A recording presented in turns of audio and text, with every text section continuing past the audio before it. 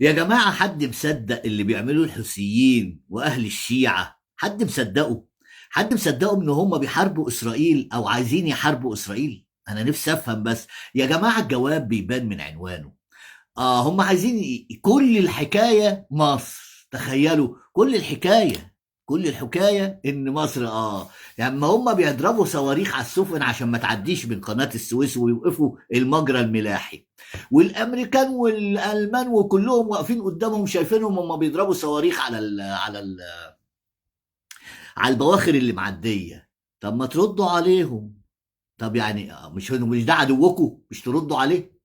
مش يعني العقل بيقول كده، او تصدوا الصواريخ اللي رايحه على السوافر. امال انتوا قاعدين هناك تعملوا ايه؟ عايزين تقفلوا قناه السويس ليه؟ مش هتجبرونا على حاجه، بعون الله رب العالمين. اللي كاتبه ربنا هو اللي هيكون باذن الله. يمكرون ويمكر الله والله خير الماكرين.